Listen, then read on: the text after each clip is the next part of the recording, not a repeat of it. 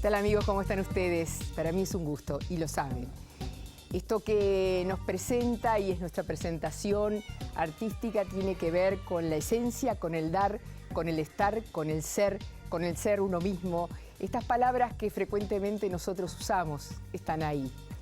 ¿Por qué? Porque de verdad que creemos en ello, porque cuanto más recorremos en este camino vital, más creemos que lo que nos sucede en realidad puede ser algún acontecimiento crítico y allí sentirnos como al final de un camino. Y realmente con el tiempo veremos que eso solamente lo estamos experimentando para aprender algo nuevo. Y bueno, para eso tal vez hay que vivir mucho y tal vez hay que vivir mucho, pero hay gente que es sabia sin tener muchos años, y me refiero a los niños. Ellos son sabios, ellos traen el mensaje, ellos están aquí para enseñarnos. Lo que pasa es que el mundo adulto generalmente no se hace espacio, ni lugar, ni tiempo para poner ese oído atento a tanta sabiduría.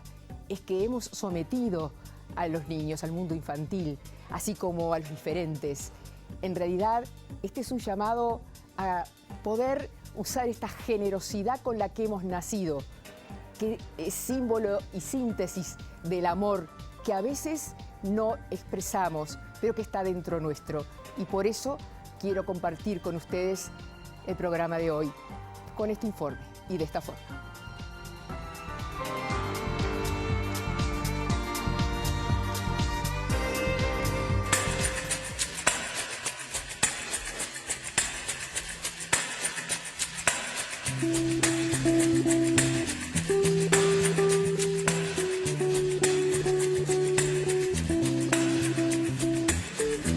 Alejandro Spangerda nació el 22 de agosto de 1953. Es psicólogo, formado en la Universidad de la República. Yo me formé como psicólogo en Montevideo. También realizó un posgrado en terapia. Después me posgradué en Estados Unidos, hice un posgrado y una especialización allá. O sea que el pasaje al entendimiento de las culturas indígenas no fue un salto al vacío, sino en realidad buscar la sabiduría más antigua de la tierra, no solo de la indígena de América, ¿no? Alejandro es uno de los fundadores del Centro de Desarrollo Psicoespiritual Purificación. Se trata de una comunidad que procura a través de los valores de los pueblos nativos americanos fomentar la cultura y la educación.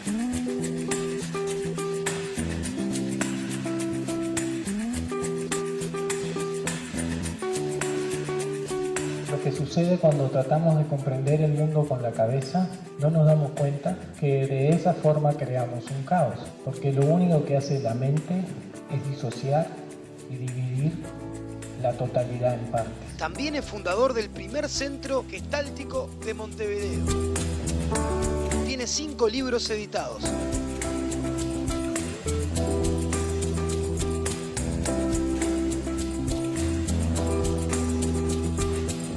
El último en 2010, un libro para niños llamado Conversaciones con una mariposa. La verdad más evidente no puede verse con los ojos, ni puede entenderse con la mente. Solo puede percibirse con el corazón cuando nos disolvemos, cuando dejamos de huir. Este libro representa para mí el punto culminante de lo que puede ser dicho respecto a la verdad fundamental de la existencia. No porque no se pueda continuar hablando de ella, sino porque todo lo que se pueda decir vuelve una y otra vez a sumergirse en su origen. La fuente divina, el ser. Yo soy el ser que está buscándose porque le parece que se perdió.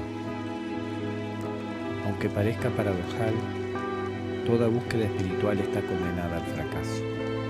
No se puede buscar, y menos aún, encontrar lo que ya se es.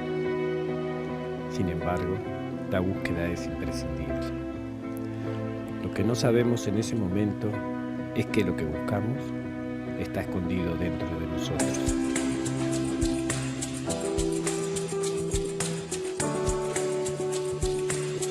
Nosotros hablamos en el mundo de hoy siempre centrados en el tener, ¿no? Hablamos de tener hijos y no de ser padres. Hablamos de tener esposa y no de ser maridos. El centramiento está en el tener. O como lo ponemos en broma, porque se quemó con leche cuando ve la vaca llora. Lo que no dice el cuento es que después hay que buscar vacas para justificar el llanto. Así el Uruguay se convirtió en una gran estancia. De tanto sufrimiento precisamos muchas vacas para seguir llorando por las vacas y no por lo que nos pasó. La gente no va a terapia a cambiar, va a descubrir cómo hace para seguir siendo siempre el mismo. Es decir, la persona descubre que la felicidad está en ir dejando su ego. El otro es un maravilloso instrumento para encontrar el camino a la felicidad.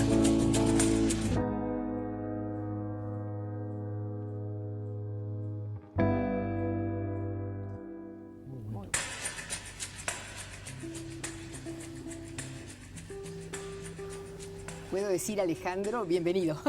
Muchas gracias, un placer estar acá contigo. Igualmente para mí. Hace años que no nos veíamos. Muchos. Más de 20. Más de 20. Bien.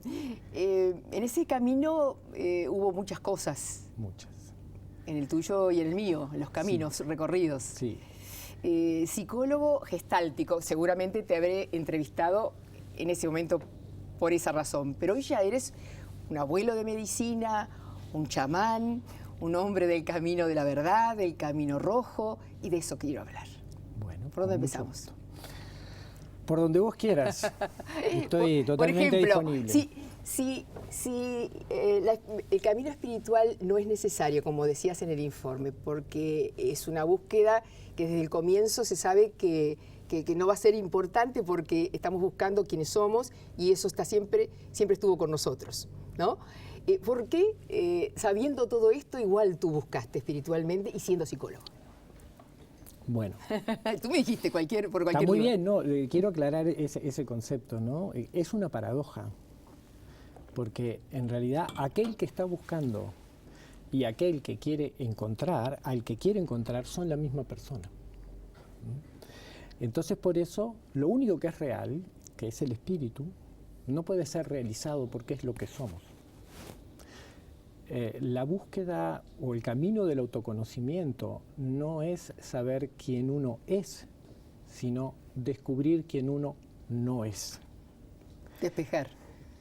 Porque vos cuando estás buscando conocimiento siempre tenés tres elementos: el conocedor, el método de conocimiento y aquello que quiere conocer. El énfasis siempre está en lo que quiero conocer y en el método de conocimiento. Y siempre nos olvidamos del conocedor. Hay un viejo ejemplo de la India que habla de 10 hombres que iban a cruzar un río.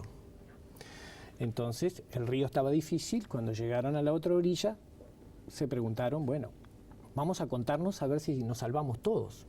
Entonces, uno empieza a contar y cuenta 1, 2, 3, 4, 5, 6, 7, 8, 9, falta alguien. Y el otro dice, déjame contar a mí, 1, 2, 3, 4, 5, 7, 8, 9. Y se ponen todos a llorar porque no saben quién, pero falta uno. Entonces están todos llorando a orillas del río porque se murió alguien que no saben quién es. Pasa un monje por ahí, los ve y les pregunta, ¿por qué están llorando? Le cuentan y se da cuenta de que en realidad el que había contado en cada uno de los casos nunca se había contado a sí mismo. Por eso la cuenta siempre les daba 9. Y eso los puso en línea, bueno, les hizo contarse cada uno, decir 1, 2, 3, 4, 5, 6, 7, 8, 9, los tocó a cada uno y ahí se dieron cuenta que estaban todos. Lo que nos pasa, siempre fueron 10. Siempre fueron 10. Y siempre uno fue uno. Exacto. Pero nosotros nos centramos en lo que vemos y nunca nos preguntamos quién es este que ve. El contenido de la experiencia es lo que nos llama y nunca quién es el experimentador. El camino espiritual es recorrer la senda hacia adentro. Es el camino del salmón. El salmón nace allá arriba en la montaña, desciende al océano y en un momento decide volver hacia el origen. Y tiene que ir contra la corriente.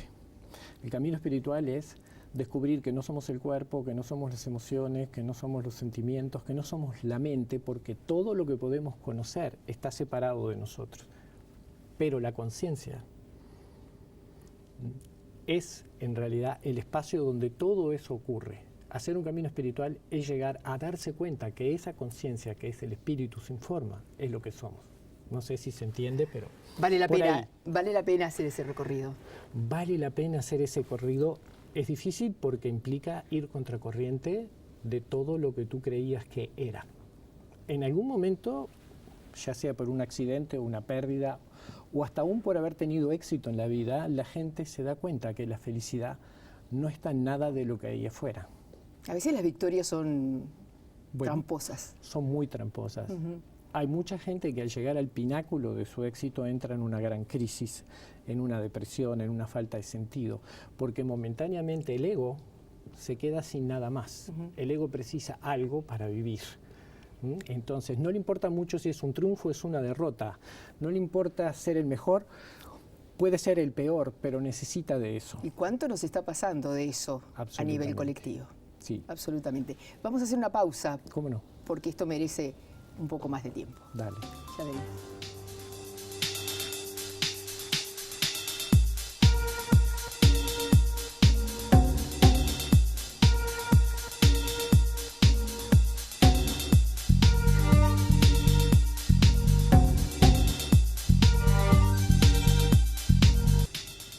Decíamos que hoy nuestra sociedad está casi enferma, por decir de alguna manera, o por lo menos tiene el mismo síndrome del apuro, de la urgencia, del ya, de no es suficiente. Nuestros niños los vemos así, los adultos transmitimos eso, el sistema transmite eso. ¿Qué se hace? ¿Qué estamos haciendo? Bueno, depende de cómo se mire. Por un lado, estamos yendo hacia una catástrofe evidente, porque en realidad no existe un colectivo, una comunidad o un círculo que nos contenga, como ocurría antiguamente, sino que hoy estamos en el individualismo salvaje. Sálvese quien pueda. Todo está centrado en lo que yo puedo hacer y en lo que, si no lo hago, si no produzco, no soy. En esta confusión entre ser y tener. Desde la perspectiva egoica, si no tengo información, si no tengo dinero, si no tengo prestigio, si no tengo conocimiento, no tengo un valor en el mercado de la personalidad y no puedo venderme para obtener lo que necesito. Entonces, esta es una loca carrera de competencia, de egos separados y aislados, regidos por una cierta ley, que llamamos constitución, Estado, lo que fuera, para, bueno, que no sea algo salvaje. Pero en realidad es eso, todos sentimos que estamos solos y desamparados y tenemos que luchar por un lugar bajo el sol que viene a ser gratis, pero no lo sentimos así, no lo experimentamos así, porque todo está centrado en el individualismo y en yo. Entonces el yo se alimenta de lo que tiene, se identifica con lo que tiene y no con lo que es. No sé si por ahí... Entendí perfectamente y la gente también. En esto del chamanismo, ¿no? Uno lo asocia a la ayahuasca, lo asocia a la droga, lo asocia, o a, no sé cómo, psicotrópico, como se llamaría, para obtener un estado alterado. ¿Es imposible sin este camino llegar a la búsqueda de quiénes somos? Bueno, son muchas cosas, a ver. Por la palabra chamanismo se ha usado en extensión, en realidad, de un estudio antropológico de un antropólogo muy conocido, Mircea Eliade, que estudió a una cultura en la Siberia, donde definió la figura central de lo que podríamos condensar en un líder espiritual, lo que sería el papel del psicólogo y el del médico. Entonces a eso se le llama shaman en esa cultura. En las culturas del norte se llama hombre medicina y hay ciertas características, diferentes hombres medicina, los que curan con ciertas hierbas, los que curan con otro tipo de actos. Y por supuesto también hay mujeres. Pero a ver, aquí en Sudamérica, en la cultura guaraní se llaman payés, machis en el sur de Chile. El uso de las plantas sagradas no son drogas porque en primer lugar no generan ningún tipo de adicción. Es imposible hacerse adicto a algo que te produce. Primero, son muy desagradables de tomar y gran parte de su efecto es tan desestructurante de la personalidad y tiene un efecto físico tan poderoso que nadie vuelve a tomarlo si no es porque ha descubierto algo muy profundo, muy bello y significativo para su vida. Tomar esas medicinas solamente en un contexto ritual, podríamos decir que produce el efecto de 10 o 15 años de psicoterapia profunda en una noche. Así que tampoco es para todo el mundo, porque A priori tenés que ver quién está ahí para poder elaborar esa cantidad de información. Lo más difícil de comprender en la mentalidad occidental es que las medicinas son un espíritu, no un efecto de una sustancia. Y que las personas que toman medicina lo que establecen es una relación con ese espíritu. Y luego que se ha establecido esa relación, aún no tomando la medicina, el efecto de profundización en el ser, es decir, lo que la medicina hace es eliminar las capas de personalidad y ego para que tú puedas descubrir la naturaleza divina que hay dentro de ti. Y en ese mismo proceso te guía desde adentro.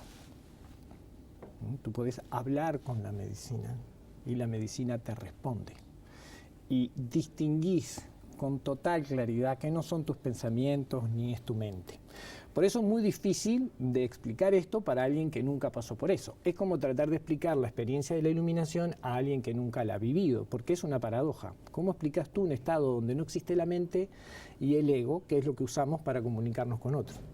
Puedes usar metáforas, puedes usar poesía, pero no se puede explicar realmente, se puede señalar la experiencia hasta que el otro la vivió. Entonces nos entendemos fácilmente. Entonces con las medicinas, porque se llaman medicinas, en Perú, en Bolivia, en Brasil, en algunos estados de Estados Unidos, están legalizadas en el sentido de que se le devuelve a los pueblos originarios el derecho de usarlas, porque son ancestrales y no solamente, digamos, curan el alma, curan el cuerpo. Entonces son, por decir así, instrumentos sagrados de la expresión milenaria de un conocimiento antiquísimo de cómo caminar saludablemente sobre la tierra, entendiendo a la enfermedad en su primer lugar como una desconexión con el espíritu. Luego la enfermedad pasa a la mente y termina en el cuerpo.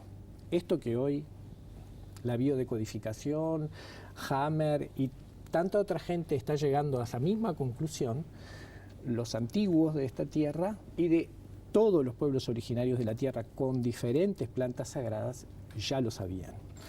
No es un estado, estoy hablando rápido para poder tomarte todo lo que me dijiste. Parece perfecto. No son estados alterados de conciencia, porque eso supone la clasificación de estados normales de conciencia. Y como tú decías antes, nuestro estado normal de conciencia considera que lo importante en la vida es acumular riqueza, pasar por arriba de los demás y después llegar a un momento que cuando la muerte se acerca descubrir que todo lo que acumulé no me lo puedo llevar. Entonces, ese estado normal de conciencia quizás no sea tan normal. Lo que las plantas hacen... Más bien está bastante alterado. Lo que las plantas hacen es abrir la puerta del corazón y abrirnos a la experiencia, segundo cerebro. Exacto, al amor incondicional, a la luz más profunda del amor y la verdad. Se ve con mucha claridad dónde están nuestros problemas. Entonces cuando la gente va a tomar medicina y tiene un propósito, lo que la planta hace es mostrarte dónde están los obstáculos, los nudos en tu corazón, las cosas que has olvidado, los dolores de los que venís huyendo a través de una personalidad que, por ejemplo, quiere huir de la sensación de ser menos o de no ser visto y no ser reconocido, tratando de ser famoso e importante. Ese es el estrés, porque siempre estoy huyendo de esa sensación y cualquier fracaso amenaza esa estructura donde me siento seguro. Sin embargo, la sociedad te devuelve éxito, éxito. Y luego tenés que empezar a tomar drogas para poder sostenerte en ese ritmo. Para poder reparar. En cambio, lo que hace la medicina, y por eso se usa en centros muy específicos, por ejemplo, hay uno en Tarapoto dirigido por un médico francés, donde la Unión Europea manda a los adictos más graves de Europa a curarse en la selva tomando ayahuasca. ¿Cuándo fue el encuentro con Aurelio Díaz? El encuentro con Aurelio Díaz fue como esas causalidades, no casualidades que ocurren, en realidad.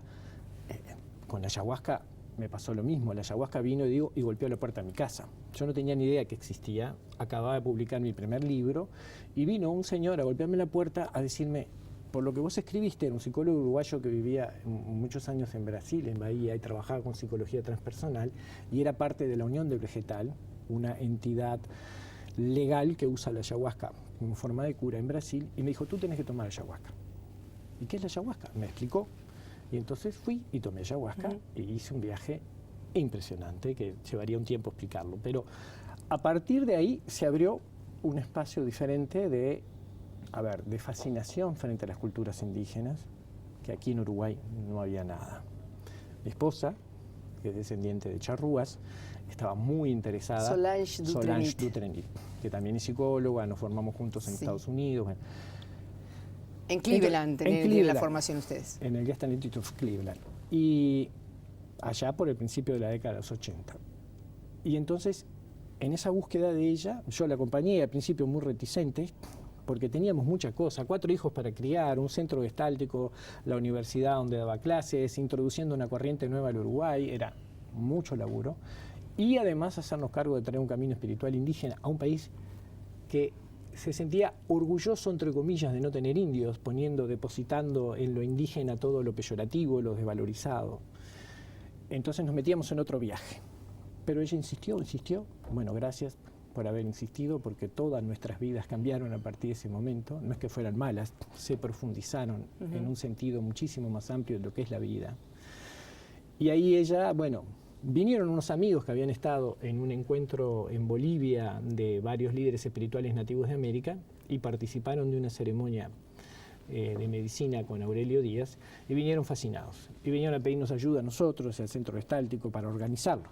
Entonces ahí nos juntamos, en realidad éramos 4 o 6 personas, unos pusieron una chacra que tenían cerca de Atlántida, bueno, nosotros pusimos la organización y ahí trajimos a Aurelio Díaz, a la que era su esposa en ese momento, un pequeño grupo de indios mexicanos y norteamericanos que trajeron, nos volvieron a traer el círculo, la medicina, el abuelo tabaco, el abuelo maíz, el conocimiento más antiguo de las tradiciones que más había ancestral. Aquí, más ancestral.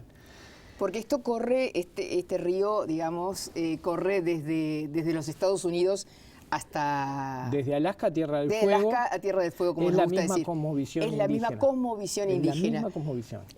Porque a veces pensamos que es solamente de los guaraníes o de algunas otras... No. Ya volvemos.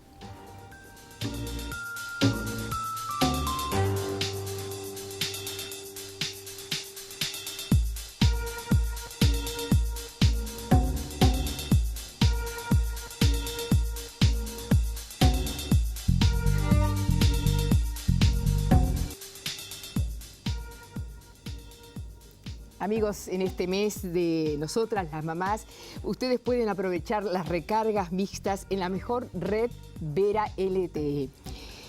Tienen minutos para hablar de 1 giga para navegar por solo 190 pesos, porque nadie los cuida como mamá y nadie los comunica como Antel. Antel, avanzamos juntos.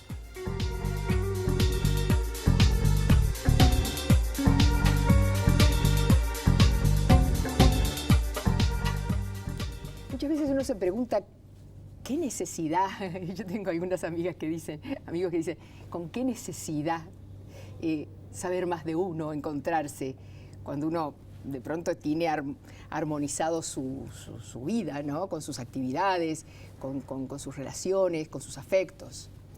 Es algo muy usado, ¿no? ¿Con qué necesidad? Yo creo que es una excelente excusa. Hay una canción de Caetano Veloso que decía, "Di perto ninguém é normal", de cerca nadie es normal, y creo que es una gran verdad, ¿no? Creo que la sensación de insatisfacción parte de que para poder estar pleno y ser yo mismo tengo que encontrar esa fuente que soy. Y si no, en algún momento las distracciones o las subidas o las compensaciones que encuentro en la vida no van a ser más satisfactorias. Particularmente la vejez es una gran oportunidad para eso. Sí. Igual hay gente que sigue huyendo y queriendo aferrarse a cosas, pero en la vejez el ego, el cambio de papel, el personaje importante que ya tiene que dejar su trabajo o su lugar, que está identificado con ese papel, ¿no? ¿Qué te enseñó a ti esta experiencia? ¿Qué descubriste? ¿De qué huías? Bueno, yo huía de muchas cosas.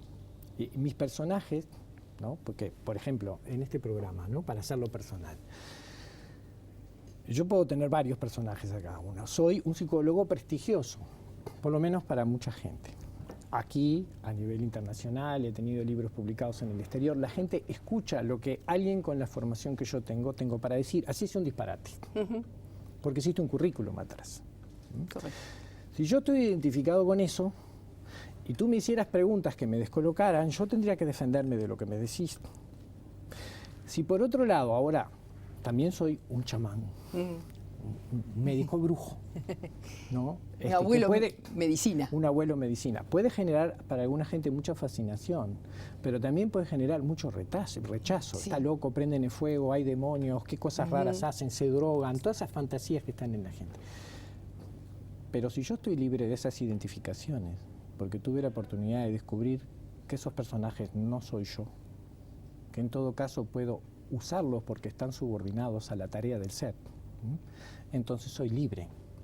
En esa libertad, además, está la eternidad, porque si tú conseguís llegar a descubrir que la divinidad y tú son lo mismo, y esto puede ser una herejía espantosa para mucha gente, pero está en todas las escrituras de la India, en todas las escrituras sufíes, inclusive la de los místicos cristianos. Esa gran verdad de que aquello que buscamos afuera nunca nos va a satisfacer porque es temporario y siempre se termina. De que estamos presos de la búsqueda del placer y de la huida del dolor. Y que la misma búsqueda del placer más tarde o más temprano te va a producir dolor, así sea porque se agotó, se terminó. Y que no hay nada que pueda darle satisfacción a la necesidad profunda de sentir la fuente divina de amor, de paz, de silencio. La gente la siente a veces espontáneamente, sí, a veces en un accidente. Una madre una vez me contaba que tuvo una experiencia de iluminación viendo a su bebé, después de una cirugía muy difícil, estar muriéndose. Sí. Y en ese pico de dolor se rompió toda la estructura de su personalidad y de su ego y entró en el no tiempo de la eternidad y la felicidad absoluta sin motivo. Y sin miedo. Y sin nada de miedo. Trabajando con gente que se ha ido para el otro lado y ha regresado. Nadie quiere regresar, porque el estado absoluto de gracia y felicidad es tan grande.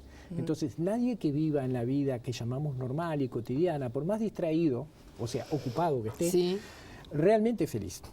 Y estos síntomas aparecen evidentes, pero los ocultamos, en las relaciones, en la pareja, en la familia, en la relación con los hijos, aparecen los síntomas de imposibilidad de entrega. Las relaciones sexuales. En las relaciones sexuales. En realidad, es en las relaciones íntimas, donde hay que entregarse, donde hay que abrirse. Intimidad, ¿no? Donde hay más intimidad. Y compromiso. Exacto. Ahí donde la personalidad está más en riesgo. Ahí donde se puede notar lo que yo trato de ocultar para ser amado. La negociación del mejor valor posible para ser aceptado y querido, la herida del reconocimiento. Todo el que anhela ser más es porque en el fondo se siente menos. Eso es así. ¿Esa es una ley de Murphy o es...? Es una ley de verdad. De verdad. Nadie quiere ser más, y cuando eso es inacabable además...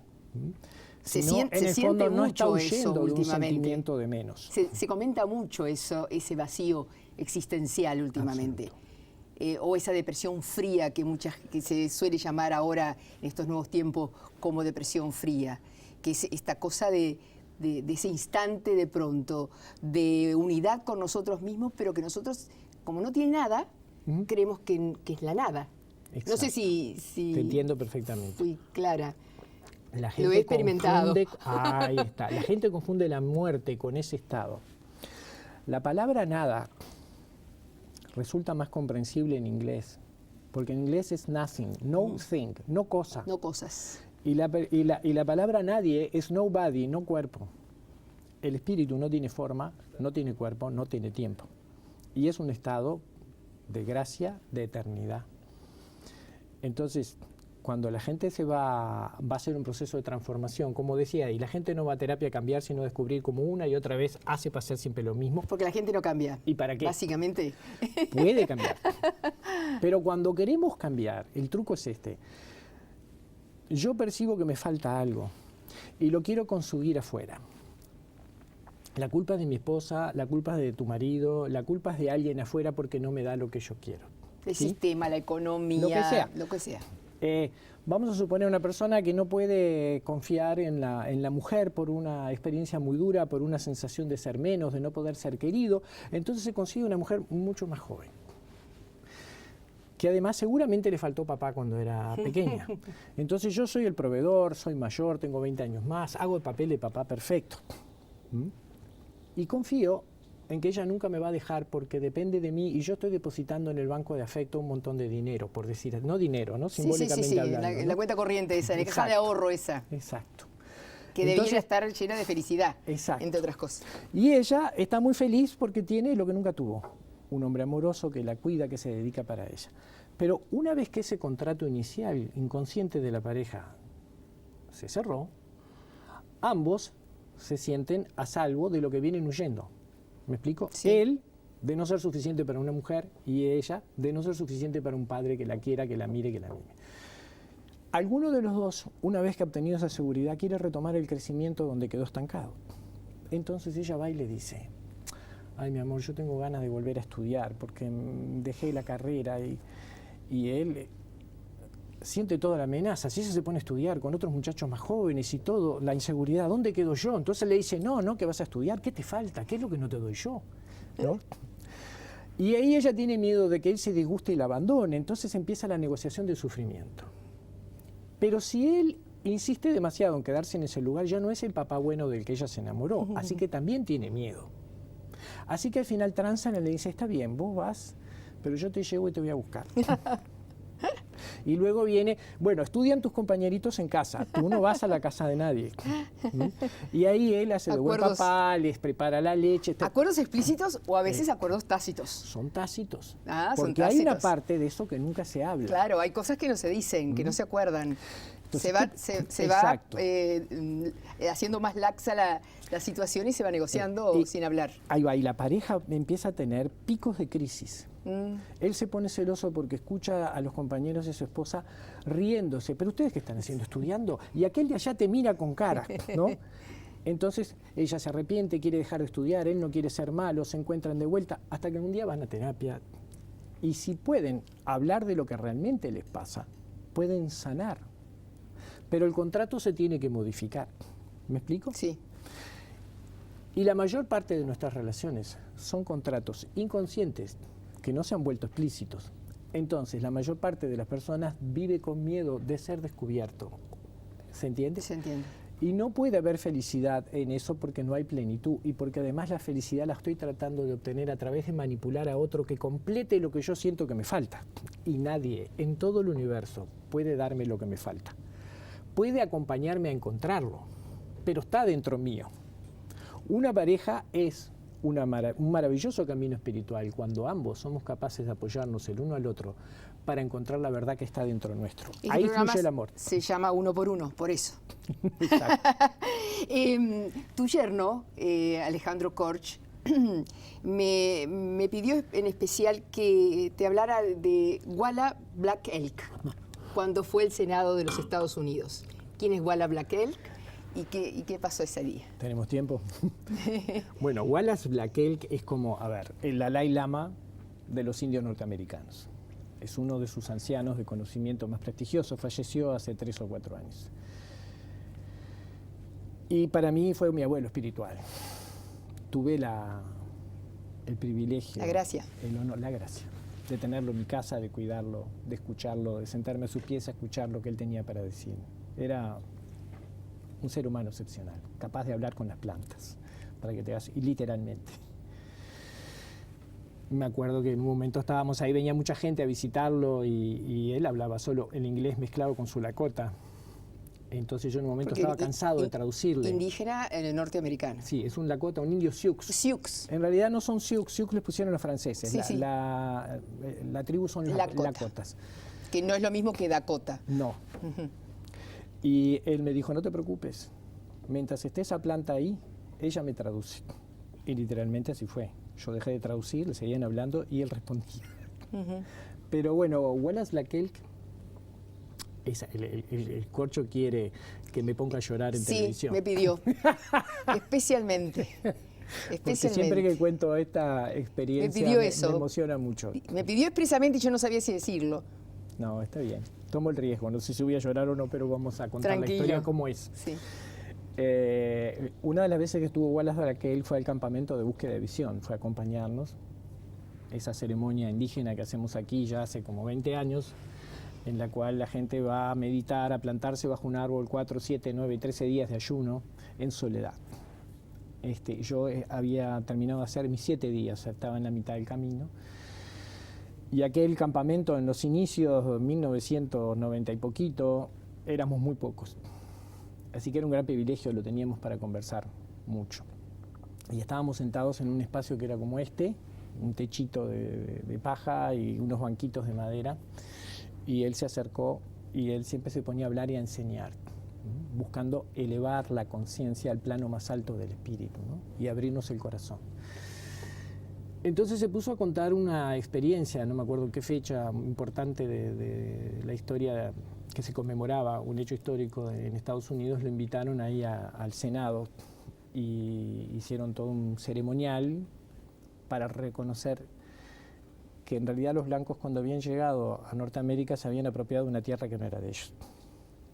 Entonces él iba relatando lo que sucedía.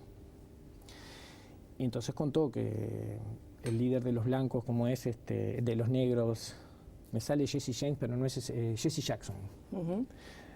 Se levantó en un momento, se acercó a él lo tenían sentado en una tarima, en un estrado, y le dijo: abuelo, tú sos la última esperanza para nuestra raza, y te vengo a entregar con todo respeto este tabaco, que se reza con tabaco en la cultura indígena, para que reces por nuestra gente. Después vino el senador representante de los derechos civiles y le dijo más o menos lo mismo. Y al final el presidente del Senado se empezó a armar un discurso reconociendo que toda la riqueza que tenían ellos en realidad estaba teñida de la sangre de todas las mujeres, los niños y los ancianos, de ese abuelo que estaba sentado ahí, ¿no? Entonces se dio vuelta y le dijo: ¿cómo podemos hacer para pagarte con nuestro dinero manchado de sangre por todo el dolor que ha sufrido tu gente, ¿no? Y ahí Wallace se paró, imagínate todo el Senado, más invitados, más todo lo demás, los miró y les dijo: yo no estoy aquí para cobrarles nada, estoy aquí porque estoy preocupado por ti, estoy preocupado por ti, y por ti, y por ti, y por ti, y por ti, y los señaló a los 300 o 400 personas, que uno por uno, en un silencio absoluto. Porque ustedes nunca van a poder ser felices si no nos devuelven nuestra libertad. Qué bonito, ya venimos, ya venimos, ya venimos.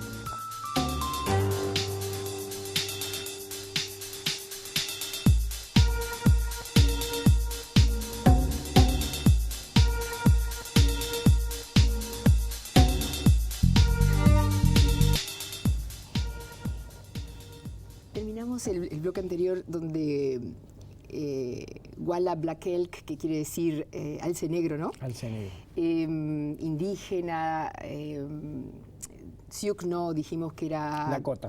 Lakota. Estaba en el Senado de los Estados Unidos y todos le preguntan qué pueden hacer, o alguien en especial le pregunta qué pueden hacer por los indígenas cuyas tierras fueron arrebatadas, cuyo cambio de vida fue tremendo.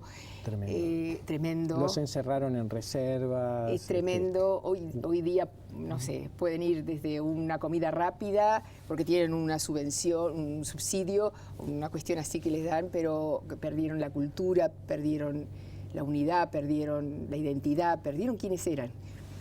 ¿Qué pasó en esa sesión? Y bueno, Wallace, lo que a mí me emocionó y me hizo llorar mucho en aquel momento, bajo aquel techito, Wallace tenía además la cultura lakota tiene una referencia muy grande con los seres del trueno, con el padre trueno, con el tiempo, con el clima. Y de verdad Wallace hacía llover en una habitación, literalmente. Y cuando las gotas en ese techito me tocaron, yo me puse a llorar y a llorar, porque esa compasión infinita por aquellos que podrías considerar tus enemigos, los que exterminaron, los que mataron a toda tu gente. Y lo que él estaba mostrando, que en realidad estaba preocupado por cómo ellos estaban viviendo, por la desconexión con su alma, por cómo los blancos se habían perdido a sí mismos.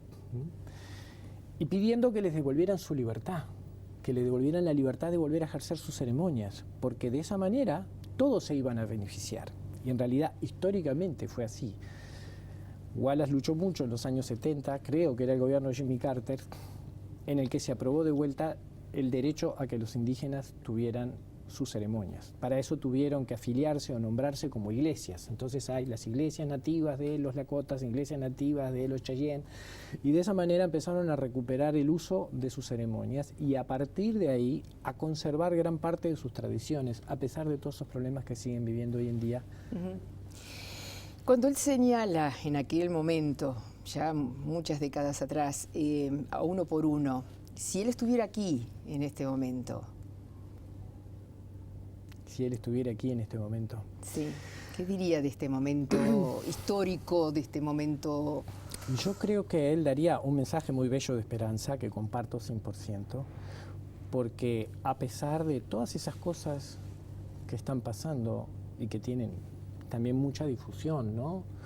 Guerras, catástrofes, está habiendo un movimiento muy poderoso en la humanidad de grupos que se están organizando para buscar otro sentido alternativo a la existencia, generando nuevas escuelas, construyendo comunidades, preservando la naturaleza, dedicando su tiempo a cultivar lo orgánico, y muchísima gente que está escuchando eso y está convirtiéndolo también en sustentable, porque está eligiendo otra forma de vida. Pero eso, más que un planteamiento racional o ecológico, es un planteamiento amoroso. Cuando hablamos de espiritualidad hay una gran confusión. La espiritualidad no tiene nada que ver con la religión. En todo caso, la religión tiene que ver con la espiritualidad. Históricamente, todas las religiones empezaron por la experiencia de una persona que hizo más o menos lo mismo, que fue retirarse en la naturaleza, ayunar y quedarse ahí hasta que su mente y su ego se apagaran y tener una revelación. Cristo en el desierto, Buda bajo de un árbol, el fundador del Reiki en la montaña, Teresa de Ávila, San Juan de la Cruz. Hay montones de ejemplos de hombres y mujeres que hicieron ese viaje interior. Y cuando ayunan, yo siempre digo, la gente no ayuna de agua y comida, ayuna de sed y de hambre, ayuna del sometimiento del cuerpo sobre el alma, para descubrir que hay algo más atrás que te sostiene, que es de ahí donde viene la vida. Cuando decimos que la gente ve con sus ojos, es una paradoja, porque cuando soñamos también vemos y tenemos los ojos cerrados. La mente nuevamente, ahí siempre. Está. Así que no vemos con los ojos, vemos además con los ojos. La decodificación de lo que vemos es mucho más sutil. Pero cuando una persona utiliza una tecnología de lo sagrado, que sería la forma más sencilla de nombrarla hoy, ya sea el estado de trance, la toma de plantas medicinales, la meditación o el ayuno, está tratando de hacer el camino de Salmón, desconstruir el orden de la creación para llegar a quién es el origen. El origen está dentro. La leyenda hindú que dice que Dios estaba cansado de escuchar las quejas de los hombres y entonces un sabio le dijo, escondete en el corazón de los hombres que ahí nadie te va a buscar. Entonces está todo el mundo buscando afuera el sentido de la existencia y lo dijo Jesús hace mucho tiempo, el reino de los cielos está dentro de vosotros, no está afuera.